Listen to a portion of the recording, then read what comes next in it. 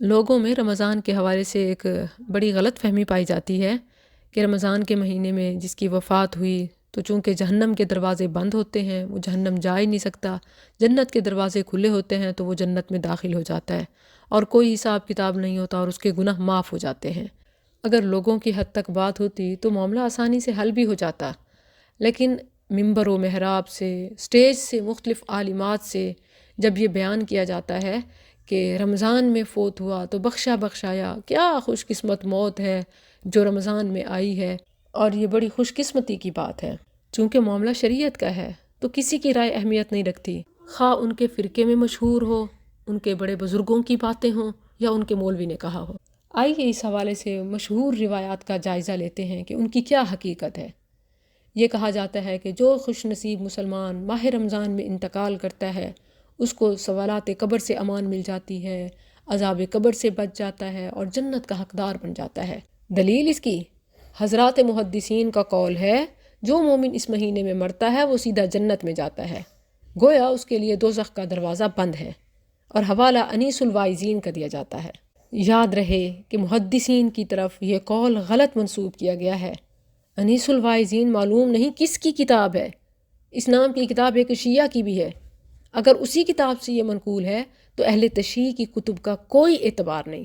اور یہ بات بلا دلیل ہے، یعنی کسی محدث کی اوتھنٹیکیشن نہیں ہے۔ اسی طرح حلیت الاولیاء سے منسوب 3 افراد کے لیے جنت کی بشارت سنائی جاتی ہے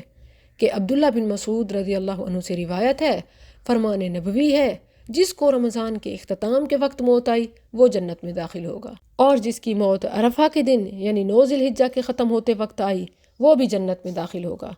اور جس کی موت صدقہ دینے کی حالت میں آئی وہ بھی جنت میں داخل ہوگا۔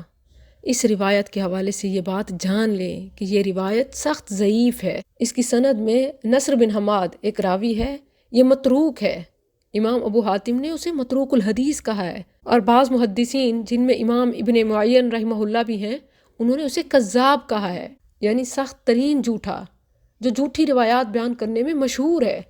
اب بتائیے کہ اس کی وہ روایت کیسے قبول کی جا سکتی ہے جس کی اسنادی حیثیت بھی ضعیف ہے اور اس کی تائید میں کوئی قرآنی آیت یا صحیح حدیث بھی نہیں ہے؟ کیا لوگوں کو ایک جھوٹی بات کی وجہ سے عمل سے روک لیا جائے کہ بس جی وہ تو بخشا بخشایا ہے، یا بس سب مل کے رمضان میں موت کی دعا کریں، جو کہ سلف صالحین میں سے کسی نے نہیں کی، بلکہ ہمیشہ زیادہ سے زیادہ رمضان پانے کی دعا کی جاتی، نہ کہ رمضان یہ آخری ہو، اور یہ بات عقل کے بھی خلاف ہے۔ اور پھر یہ کہ ایسے فوت شدہ کے لیے نہ کوئی دعا کرے اور نہ ہی کوئی نیکی کے کام، کہ وہ تو بخشا بخشایا ہے، اور سب اسی کی حسرت کریں اور تمنا کریں اور اسے خوش قسمت سمجھیں، یہ عقل اور نقل دونوں سے خالی ہے۔ یاد رہے کہ رمضان میں وفات پانے والے کی فضیلت سے متعلق ایک بھی روایت صحیح نہیں ہے۔ یہ تو احادیث سے ثابت ہے کہ جنت کے دروازے کھول دیے جاتے ہیں، جہنم کے دروازے بند کر دیے جاتے ہیں، لیکن ایسا نہیں کہ جو فوت ہو گیا تو چونکہ جہنم بند ہے تو وہ جنت میں جائے گا، ایسا نہیں ہے۔ اللہ کے ہاں ساری زندگی ایک ٹیسٹ سسٹم ہے، جنت کے دروازے نیکیاں کرنے والوں کو مزید سرگرم رکھنے کے لیے کھول دیے جاتے ہیں تاکہ ان کے لیے جنت میں داخلہ ممکن ہو،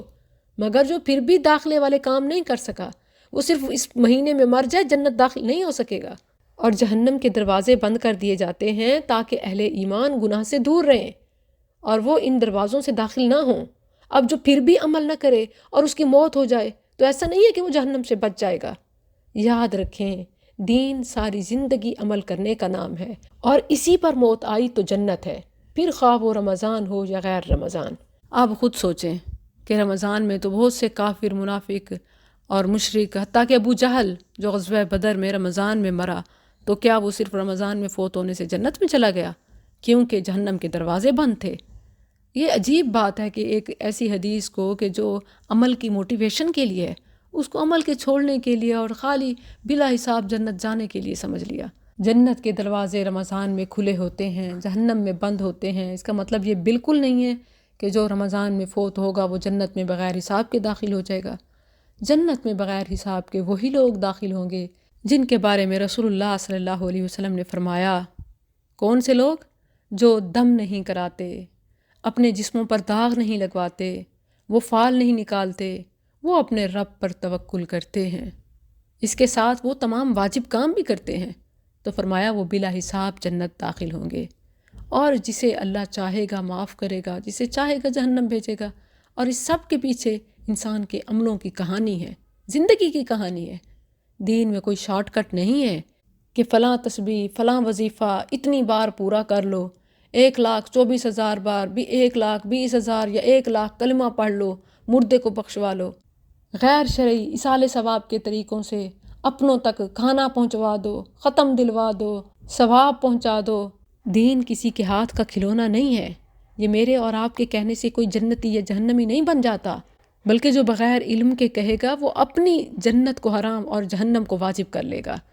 اس طرح کی باتوں سے بچا کریں۔ ایسے بیانات اور تقریریں آپ کو وقتی طور پہ متاثر تو کر سکتی ہیں، مگر حقیقت میں صفر ہیں۔ اللہ کے ہاں جو شخص شریعت کے مطابق زندگی گزارتے ہوئے فوت ہوا،